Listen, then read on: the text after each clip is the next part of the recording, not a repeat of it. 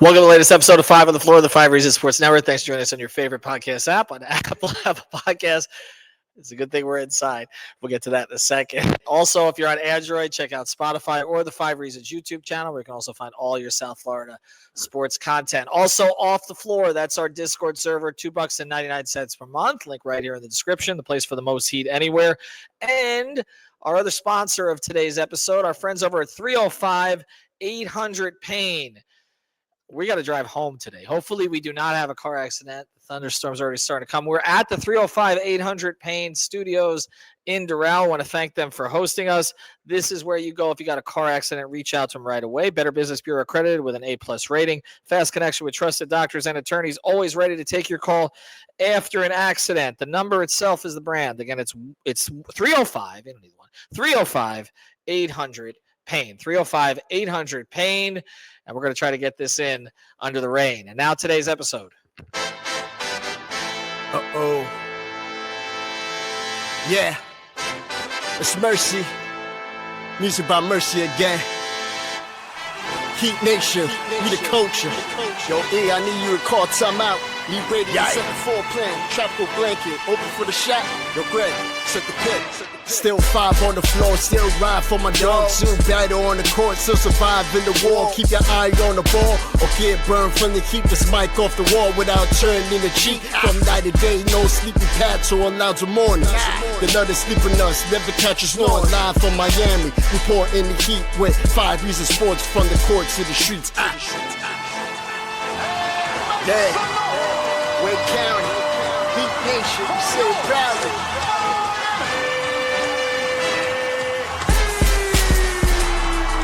Welcome to Five on the Floor, a daily insider show on the Miami Heat and the NBA, featuring Ethan Skolnick, Greg Sylvander, Alex Toledo, Brady Hawk, and others from the 5 Reasons Sports Network. Also, make sure to subscribe to Off the Floor for the most heat anywhere.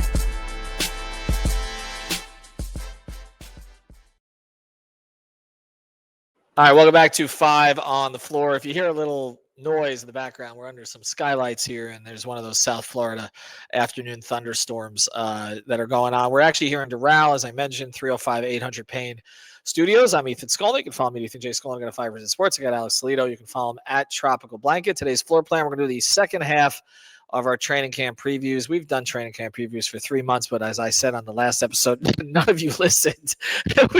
we've been talking to ourselves for a very long period of time. I feel like ever since the Norm Powell trade, we've just had all these different series, everybody giving their words on the state of the Heat. Mateo's done this. Still have it, No, by the time that this posts, I probably will have. Actually, yeah, no, I've come up with my word. But there's been all these different series that we've been doing just to get you through. We would appreciate it if the Heat would advance into May at least this year, so we don't have to drag it out for all of these months. But we've literally posted an episode or more every single day. This is the second part of our training camp series on the defense. So we already did an episode on the offense. Both Alex and I came down in about the same place on where we think this offense is going to be, provided that there's relative health. Now, the defense is another story. Whereas the Heat have struggled offensively during most of Erik Spoelstra's tenure since 2008, even with different players, different play styles, etc., they have not struggled defensively for the most part.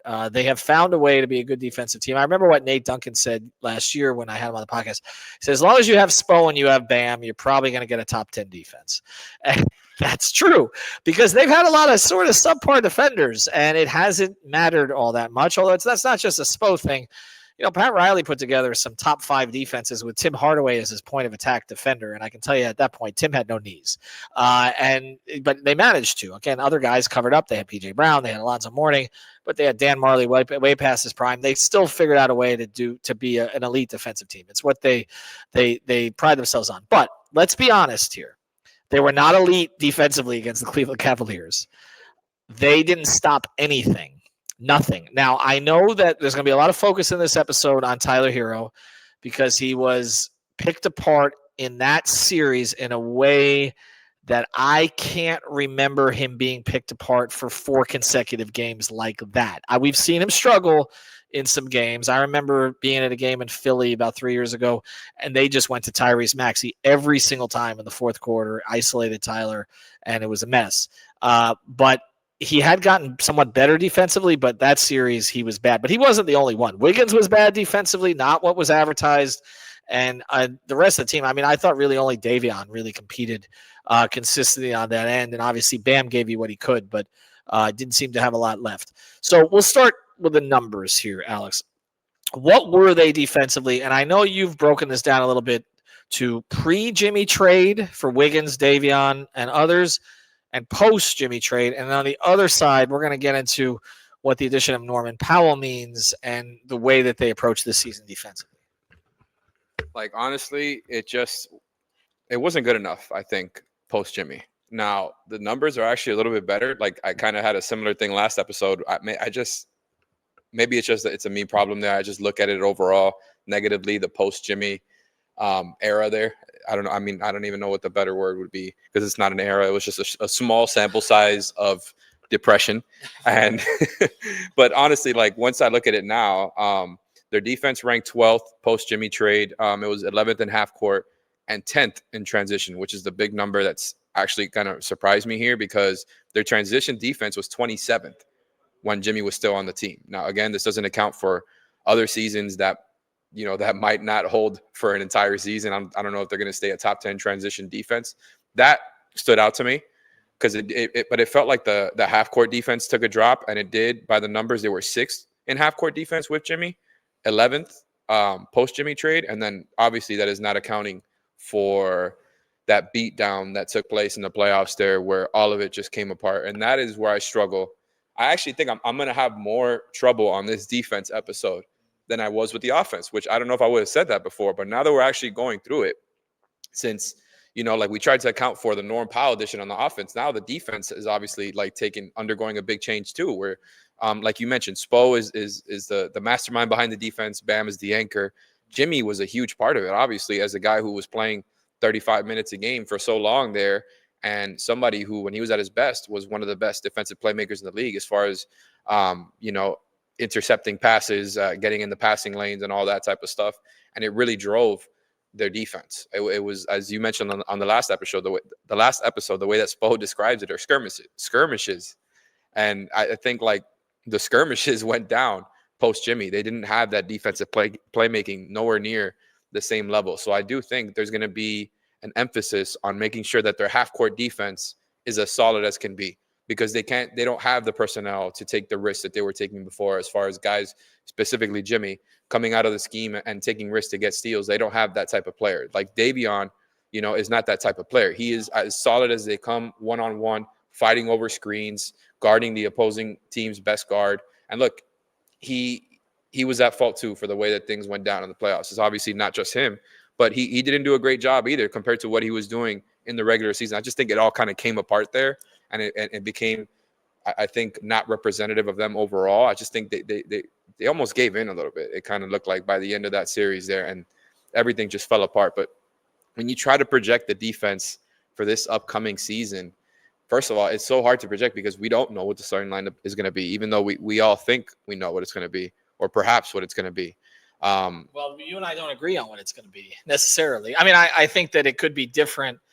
Greg and I sort of think it could be different a couple weeks into the season than it is at the start of the season. But I think what you're getting at is it going to be, you're mostly talking about the front court, right? I mean, are we in agreement that Powell's going to start next to Hero? I have a hard time seeing Spoelstra go any other direction at this point, right? So we're really talking about it as Ware or Jovic starting next to Bam. Is that the dispute? Pretty much. And also, is there a way that Davion can get in there? I don't know. Like, that is still, I guess, somewhat on the table. And I guess that's where it becomes hard. But we know Davion is going to get plenty of minutes. We know Wiggins is going to get plenty of minutes. We know that whatever they do with the front court with Jovic and Ware and all that, like all those guys, we know more or less the type of role as far as minutes that they're going to have, right?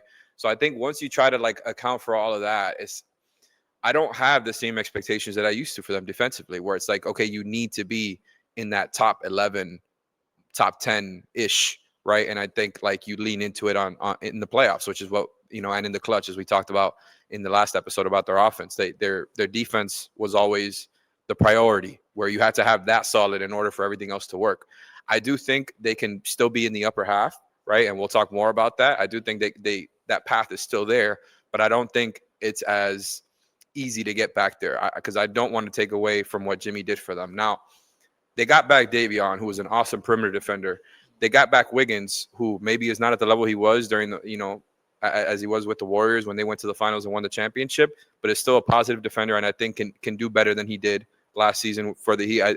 That's kind of where he disappointed me a little bit, because offensively I thought he showed off a few different things that he's capable of doing, and we'll see more of that. But I think they have the personnel to get into that top half defensively. I just don't think they can be a great defensive team. I'm going to be really interested to see what they do with those lineups, because I don't think Powell's like this terrible defender, but he's going to be next to Tyler a lot. Yeah. So it's going to be, I'm really interested to see how they manage that. And because somebody has to be the point of attack defender there, right? And I don't know if they brought Norman Powell here to make that his, his primary duty. Now I could see him having to chase over screens sometimes, but I don't know if that's gonna, if that's the best decision for where to put him. Let me go over a couple of things you said there quickly, and then we'll address some of them on the other side. Starting with Powell, I don't think anybody's anticipating he's going to be a great defender, particularly at 32 years old. I do know he was a better defender earlier in his career than he seemed to be last year, if you talk to people who watched him. And he needs to get at least back to the level that we saw at times in Toronto, okay, or close to it. That's the first thing. Tyler, we know about what the limitations are. I think he's become better as an off-ball defender. As an on-ball player, we know that he's not going to ever be elite on that end, okay? So that just is what it is. They're going to try to mix in Davion with both of them. But that, again, gets to one of the things we talked about on offense, is that they're leaning so much into Hero and Powell to carry the offense and get a high volume of three-point shots. And if you're going to play Davion instead of one of them, then that changes what you look like offensively, unless you're going to go super small, which we know Spoelstra is going to do at times. He's gone super small with much less gifted groups than this, and smaller groups than this. I mean, I remember the Vincent, the Vincent Hero Lowry groups and all that kind of stuff. He's definitely he's definitely going to play. He's definitely going to play Powell some at the so-called 3. There's no question. Okay, and probably Wiggins some at the 4, and we've talked about that too. But you're right. If you're looking at this starting lineup just as it is, okay, or what we expect it to be, let's say it's Ware. They are counting on Bam and Ware to clean a lot of stuff up. I mean, that's just what it is. And because Wiggins can't guard both guys, that most teams are going to have 2 guys that can go get theirs. Okay. And you can't have Wiggins on both, and you need Wiggins to at least be good at guarding one of them this year, which he was not at all times last season. So that's part of this. So much of this, to me, okay, depends on where Ware is, honestly. And I know that I've leaned more into Jovic as a starter, and I do think they're going to give Ware a chance to earn the spot in camp, hold the carrot out there for him a little bit. Spo is he's kind of set the groundwork here by talking about Ware's lack of professionalism at Summer League, and then of course Ware came back with a couple of games that were stronger, but then directly comparing it to Jovic's improvement in professionalism, like it's clear he's trying to light a fire. It's like when you compare siblings to each other to try to get them. Correct. It's like when I compare you and Brady and Greg, so he's clearly trying to set something up here, and I think they believe that Ware is reachable. Like, this is not a Whiteside situation. Like, Ware cares enough that if they put these kind of markers out there for him, he'll try to reach him. So I think they're going to give him an opportunity to win the starting job. I think their rotation balance is better with Khalil coming off the bench. I just think because they don't have a lot of bigs. We've discussed that as well. And I just think bringing Ware in for one or the other and Spoelstra kind of figuring out the layering there makes more sense. But there's no question that the minutes that Ware does play, whether there's a starter or off the bench, he is going to have to be effective as a positional defender. It can't just be jumping for blocks all the time and getting beat on the weak side, that kind of stuff. He's got to clean up that kind of stuff because he can be a real positive force for them defensively and allow Bam to do the things that Bam does that nobody else in the league can do, which is be 6'9" and be Giannis is the only other one that can get out on the perimeter, guard everybody, all that kind of stuff. You want to free Bam up to be his best defensively. We always talked about freeing him up to be his best offensively.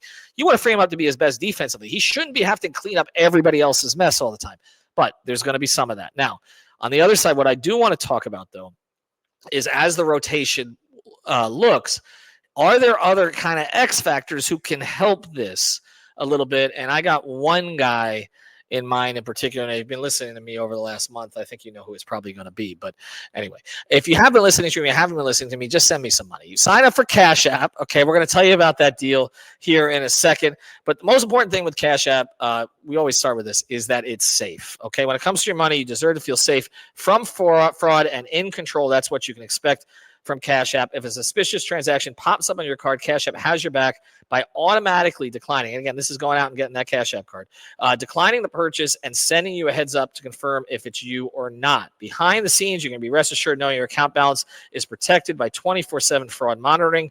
And if something ever feels off, you have the ability to lock your card right from your phone in just one tap. So with Cash App, you can spend, save, and live your life knowing that your money is right where you left it. So order a Cash App card in the app.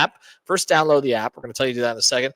Or at cash.app/card. Also, we mentioned this promotion. It's going on again, so you got a chance to do it. For a limited time only, new Cash App customers can use our exclusive referral code on the floor. That's on the floor to earn some additional cash. Just download Cash App and use that code on the floor. Send $5 to me or some other friend within 14 days, and you get $10 dropped right into your account. Terms apply. That's money. That's Cash App. Cash App is a financial services platform, not a bank. Banking services provided by Cash App's bank partners. Prepaid debit cards issued by Sutton Bank, member FDIC. Instant discounts provided by Cash App, a Block Inc. brand. Visit cash.app/legal/podcast for full disclosures. Okay, so we've talked about this rotation and what it might look like. Khalil Ware is going to be in the rotation whether he starts or not. Niko Jovic is going to be in the rotation whether he starts or not. Davion Mitchell is going to be in the rotation whether he starts or not. Powell is going to be in the rotation whether he starts or not. Wiggins is going to be in the rotation. Hero's going to be in the rotation. Bam's going to be in the rotation. That's 7. Okay. From last year's rotation, Duncan's not here anymore. Haywood's not here anymore. Now, Kyle Anderson, kind of in the rotation at the end of last year. Now, with Duncan, everybody loved what Duncan tried to do, but we know that Duncan struggled at times with fouls. He didn't really get a whole lot of calls. Teams did take advantage of him defensively. He's not there anymore. Haywood. We all liked Haywood. The Heat coaching staff was not thrilled with Haywood defensively last year. I know that, okay? It's one of the reasons they decided to move on because that was his strength, but we saw it. He was not the same consistently that he had been before defensively. He was picked apart like everybody else was. They're out of the rotation.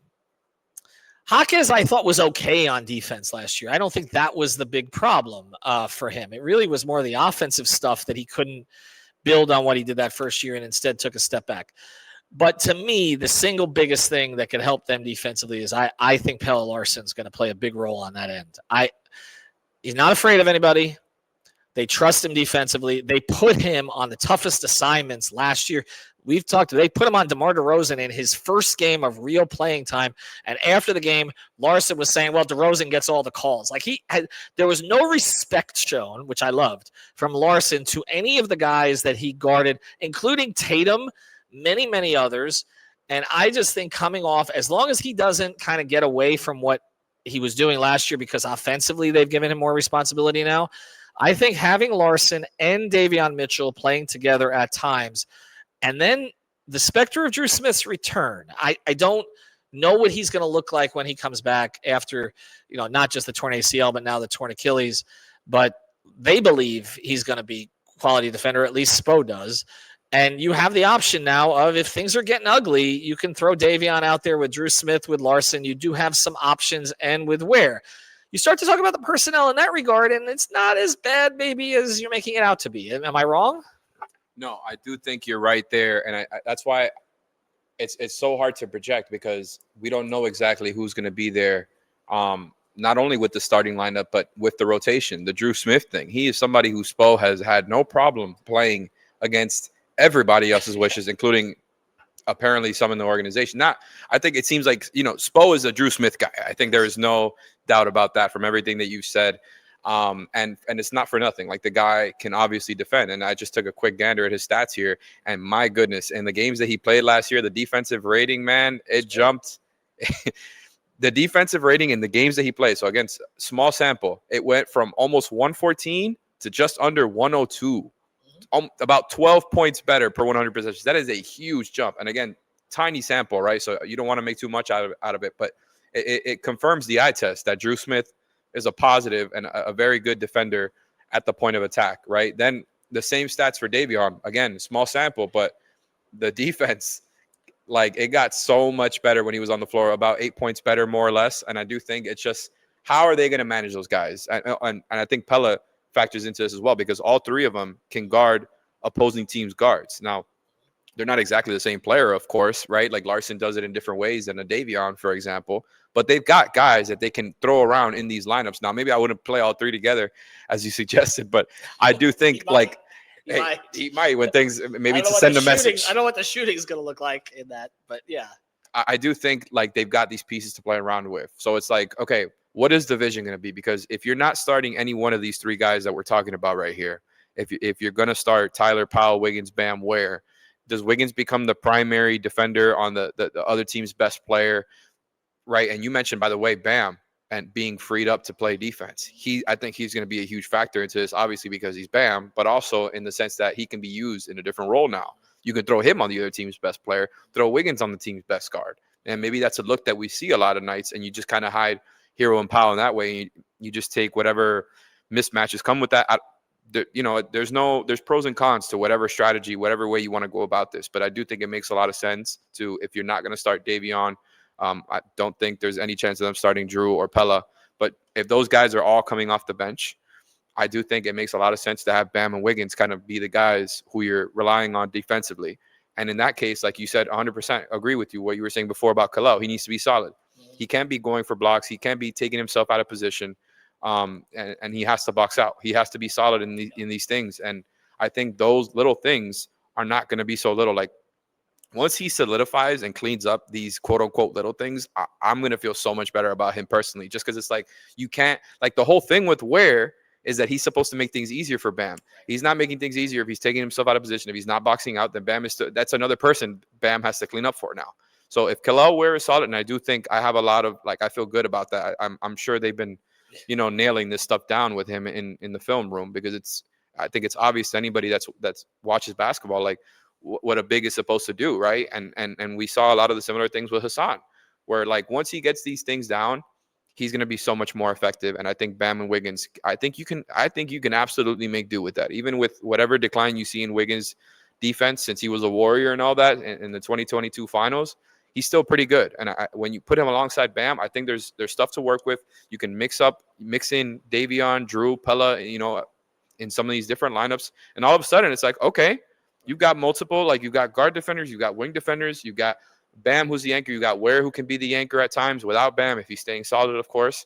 And all of a sudden, that's why I do think there is a realistic path to them climbing back into the top half in defensive rating. I just don't think it's as much of a given, because they're not creating, they're not getting out as far as, getting out in the passing lanes and doing all that type of stuff. Like, they're going to be, just as much as they created a new identity offensively, I think they're going to be creating a somewhat new one defensively. It's going to be a little bit more conservative in the sense of, like, going for passing lane steals or not. It's going to be much more conservative, I think. But they have enough guys who are solid as hell, play physical, and are all about defense. And, of course, not to mention Spo and a defensive player of the year type of candidate in Bam. Like, they've got enough to make it work, and we've seen Spo make do with so much worse. So, although I don't know that they're going to be a top 8 type of defense, I feel pretty confident that they'll get into that top half. Well, the whole question is, as we talk about some of the guys they can use, is can they get this done while Powell and Hero are playing 70 minutes a night? And that's why I say that Powell has to get back to at least some kind of average level to be able to make this work. Because otherwise, if you have two guys there on the perimeter that are getting blown by, then that's a real issue. And then Spo needs to pull these other triggers, right? Needs to pull in the Davion Mitchell trigger, needs to pull earlier and play him more minutes, needs to go to Drew Smith, maybe where you have some limitations with Drew offensively. That's not what you want. I just want to go through something a little bit here, because I think this is an exercise that's useful as we talk about the Eastern Conference, okay? We know the East is down. We know that Indiana's without its, offensive engine in Halliburton, although I think they're going to be good offensively anyway with some of the guys who step up. We know that Boston's going to be without Tatum. We know Orlando's not a great offensive team, and yet they project to be one of the top 3 teams in the East. I think as we look at some of the teams they're going to have to deal with, okay, I look at the Knicks, for instance. Who's handling Brunson, right? if you're going against the Knicks and you're obviously they've got Bridges, they've got Anunoby, they've got Towns. We know Bam's going to be responsible for that. We know Towns ate Bam's lunch last year. Okay, remember that game? And well, that too, right? That they had Thomas Bryant. But you've got to worry about Brunson specifically. Like, okay, so you're lining up with Powell and Hero. Probably Wiggins is going to need to guard him. Okay, so if that's the case, if Wiggins is going to guard him in that starting lineup until you get to Davion, then okay, you're going to have Powell guarding Anunoby, who's much more. Powell's more physical than he looks, but you might have to put Hero there. Okay, you might put Hero there, and then who's guarding Bridges? And this is why I'm saying, like, this is why Spo is going to have to pull some of these defensive triggers a little bit sooner. You look at Cleveland, okay, the team that just ate them up, right? Yep. Okay, well, Mitchell ate Tyler up. We know that. Garland is still there. Okay, wasn't there for the last 2 games. That's not a great backcourt matchup defensively for them. But you figure, okay, Wiggins maybe guards Mitchell in that scenario, but this is why you talking about freeing up Bam. Maybe there are times that you got, Bam hassling on the perimeter, okay, or show and go, at least show against him. Do some things that they're going to have to be creative with some of these matchups. Cade Cunningham on Detroit, who I think maybe is going to be a top 3 player in the Eastern Conference this year. Who guards him? Tyler? No. Norm? No, probably Wiggins, right? And this is why when people are talking about trading Wiggins, if you're trying to be competitive this year, which we know they are, whether people want them to be or not, I don't think that's a trade you can make with this current roster, because you start looking at the defense, and even if Wiggins wasn't what he was projected to be last year, it's in him somewhere, I think still. He's not an old player. He just turned 30. They need him in these matchups, unless they think Larson's ready to handle all of them. But I don't think he's ready to handle them 40 minutes a night. And then you've got this other issue where if Larson's going to do that, then he's got to make shots on the other end, because you at least know that Wiggins is capable of doing those kind of things. So as I look at the Eastern Conference and I'm looking at some of these matchups, even Philadelphia, who's guarding Maxey? Wiggins. Right. And there are other guard defenders we're talking about, but that's why they've got to be creative with the lineups. I'm sure if whatever playoff series they get into next year, they can get real creative there, but just to get through a regular season, they've got to figure out what their baseline is with their lineups. Who do you want to play together? What are the things you're trying to get to? Who are the guys that are going to be in that role? Because for as much as growth as I've seen from Tyler, as much as he tries there, he can't be the guy ending up guarding other teams' best players. They're always going to try to hunt him out, and they're going to have their solutions for that. They're going to hedge and recover. Sometimes they'll switch. I'm sure they'll play a drop to start the season. We'll see the switch thrown in at times. We'll see the zone thrown at times. I'm sure we'll see plenty of hedge and recover. But outside of the game plan stuff, who are the guys you're going to rely on? Can Wiggins be a guy who is relied upon night to night? And I like the idea a little bit more this season, because you've got Hero and Powell there to be the offensive infrastructure, along with what Bam gives you. You don't need Wiggins. Hopefully, in my opinion, they don't go to Wiggins in that same way that they were going to him last season with that starting unit specifically, because I don't think there's much space for him to get to his one-on-one bag with that starting lineup. I think there's space for it in other units, kind of like what I talked about last episode with Bam. But if he's not being used as much offensively with that starting lineup, maybe he'll have a little bit more energy to just focus on that defensive role, where he's just maybe more of a catch and shoot guy with the starting lineup. Of course, he's going to get, his catch and goes where he's attacking a closeout and driving. He'll still get his looks. But I do think the one-on-one stuff that we saw him show off a little bit last season for the Heat, that can come in other units. And he's got to be relied upon there. And like you mentioned, with certain bigger matchups, you can't put Bam against the Cavs. You can't put Bam to be this X factor defender, because he's got to guard Mobley, and then you've got Allen in the background, who absolutely worked in the playoff series. They've got to get creative. They have I think a good amount of tools to get creative with and mess around with the lineups. But I think there's a lot of work to do, because as of right now, I see the vision, but can they execute it? Right? Because you can't just play all of your best defenders together at all times. They've got to find the right balance between defense and offense. And we've been talking about this forever. But that's why I think that what you said about basically telling Bam and Wiggins is your defense. Yep. Okay? Stay back there. Don't jump. Right. We got Larson. We got Davion. They're going to be doing some stuff on the perimeter. Drew when he comes back. But look, Wiggins, Bam, You're the vets here. Take responsibility for this defense. There are limitations to Hero and Powell, and they're going to be playing a ton of minutes, and they got to get up a ton of shots. You guys got to handle this stuff, okay? You'll get your offense. Like you said, when some of the lineups clean out a little bit and you're one of the 2 best offensive players on the floor, we'll go to you. There's got to be pockets of the game where they do feed Bam. There got to be pockets of the game where Wiggins can get on in a rhythm because he's a rhythm player. That was pretty clear last year. To get hot for like 1 quarter. And that's it, right? He's a rhythm player, and then that's it, right? But those 2 guys have to be responsible because they're going to be logging heavy minutes, and they're likely, well, we know Bam's going to close. They're likely both going to close. They're probably going to close most games with that smaller lineup with Davion. I think that's where they head to until Nico proves that he can be in the right place at all times. Because we haven't talked about him defensively at all. He's made improvements, okay? But even some of his biggest supporters, and I have some friends of mine who they love Jovic, okay? And even they were pointing out, they're like, he doesn't even on the Serbian team, like his awareness was not where it needed to be defensively. That has to improve. If he wants to be on the floor at the end of games, he knows this. He's got to improve that part of it, as does Ware.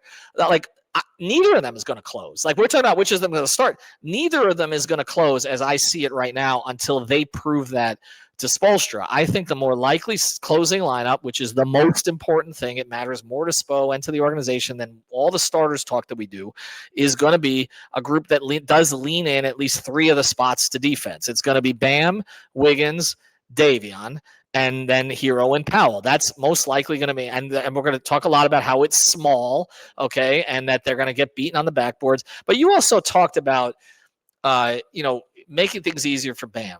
The guy who made things the easiest for Bam during the entire time that he's been with the Heat was PJ Tucker. And it's simply because he knew how to box out. That's it. Okay. He's 6'5" wide, 6'5" tall. Okay. He knew how to box out. Okay. He stick his rear end, and like he made it easy for Bam to get rebounds, all the rest of that. They're going to have to find some dirty work players. And my concern with that closing lineup is Wiggins going to do that? Is Powell going to do that? I don't know that exists in that group, but at least during the course of the game, they're going to have to be better there. All right, so let's get to, we closed the last episode with our view of the offense. Both you and I had them kind of middle of the pack on offense, which would be an improvement from where they've been. If they're middle of the pack on defense, it's a downgrade from where they've typically been with Spo. I'm going to give him the benefit of the doubt on this. I think there are enough, like you said, mix and match pieces, although I'm concerned about some areas here that I'm going to have them in the sort of 12 to 14 range on defense. I can't really put them top 10 again because their starting backcourt to me is not a top 10 defense backcourt. But I think if you can get better play out of Wiggins, I don't know. I think, and Larson continues to develop on that end.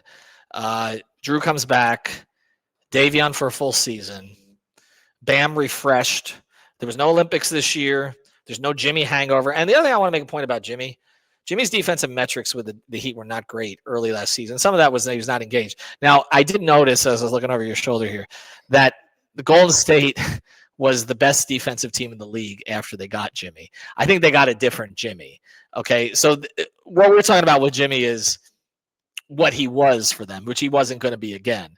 But I think I would say 12 to 14 range on defense. I think they'll be slightly better on defense than offense, which will be a closer gap than it's been in previous years. I'm with you on that last point, and I'm not as close to you as I was in the offense episode with the range, but I'm close. I do think the best case scenario is probably like 9 or 10. It's not what I would bet on, but I do think they're capable of it because they've done it with worse. And look, like I said, the Jimmy thing, it's a big piece in their defense, but I do think they have enough to embrace that identity that I was talking about earlier, where they're just more solid, more conservative, right? Where they're not necessarily getting out in transition as much, even though their transition, on defense, their transition defense was much improved with, in that post Jimmy era. Again, because of what you said, I don't know how much of that is going to be representative. I'm not even trying to, get into the transition defense as much here, but in the half court, I do think they can be real solid. They can embrace that identity, and I think the range is probably between 9 and like 16. I think it would probably be like their worst case scenario if they just can't figure it out with that starting unit. If Wiggins, it's a serious decline on defense, I think that would be a big factor. and maybe if they just can't figure things out with the guard rotation there on defense, where, like, let's say Larson, is still not a great shooter and they just don't feel comfortable playing him too much because he's missing too many open threes that they're giving him. I think Drew Smith, he looked much better offensively last year. It's just hard to project so much, even though he came off a big injury last year. When he came back, now he's coming off an Achilles tear. This one's worse. Yeah, this one's worse. And it's one that players can come back from now. It feels like they couldn't before back in the day, but still, like, it's how much can you project Drew Smith to go back to being that A-level defender at the point of attack? How much can you expect for him to get back to some of the improvements that he showed on offense before he got hurt, where, like, that's the part that gets forgotten about a little bit. Like, I think everybody knows now that he can defend, right? But his threes were falling, and he was, he had a couple drives here and there, like making plays, nothing too crazy. Like, you're not going to rely on him to do that by any means, but he was showing some of that stuff. And I think it became somewhat of an offensive threat before he got hurt there. So it's hard to project, but, like, let's say Drew and Larson are just not playing that much for whatever reason that we're laying out here. Wiggins has a decline. I think all of a sudden you might be staring down the barrel of a team that is fighting to stay, like, in the middle there in defensive rating if all those things happen. Like, you really need those ancillary pieces like Larson and Drew and Davion to all, be at the top of their game, and Wiggins for sure. All right, so that's where we leave it. Those are our 2 training camp previews. We want to thank again everybody who's listened to us for the past 3 months, because we said all of this stuff before, so we apologize for repeating it. But like I said, I know most of you didn't. Also want to thank our friends for hosting us here. Car Accident, Slip and Fall. Check out 305-800-PAIN. Also, Cash App. Use the code on the floor, and then Off the Floor is our Discord server. You know where they find that. Have a good day, everybody.